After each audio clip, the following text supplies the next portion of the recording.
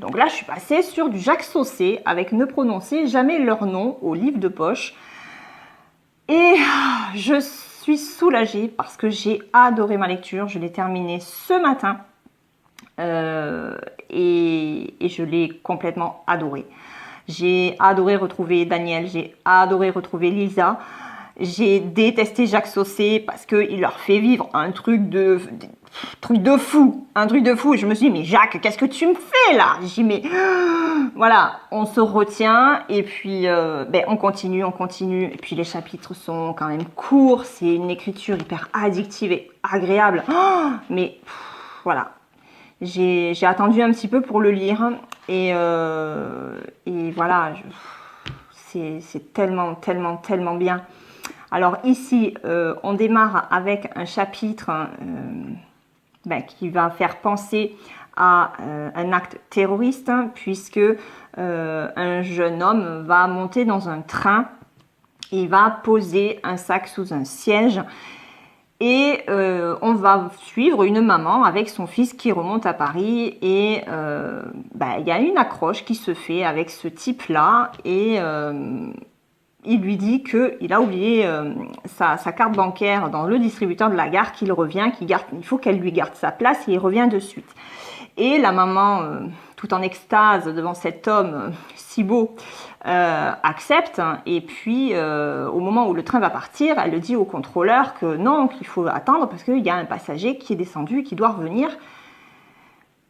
Et en fait, elle se rend compte par la suite qu'elle s'est faite avoir et en ouvrant le sac, c'est une bombe qui est dedans et le train explose. Voilà, donc premier chapitre. Et puis sur le second, on retrouve un personnage qui est un homme, un flic, qui n'arrête pas de boire. Et puis il va y avoir une course-poursuite entre ce flic qui est Daniel Magne et notre tueur. Voilà, ça va mal se passer pour Daniel et on va faire appel à Lisa pour qu'elle retrouve son homme. Voilà.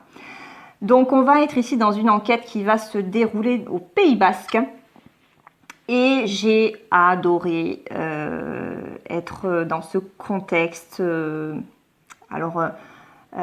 policier, parce qu'on reste dans le domaine du policier.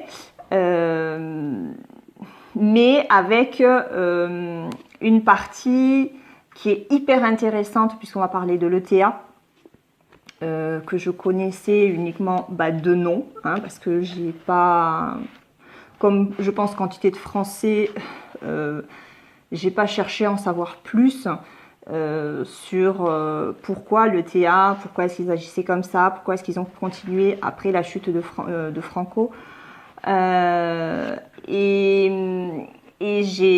C'était hyper intéressant du point de vue historique, du point de vue politique, et puis l'enquête, et puis tout ce qui se passe, la façon dont Daniel réagit, la façon dont cet homme que l'on va suivre à travers des chapitres dans lesquels il va parler en fait, puisque il va se connecter à l'iCloud, voilà, pour expliquer un petit peu son histoire.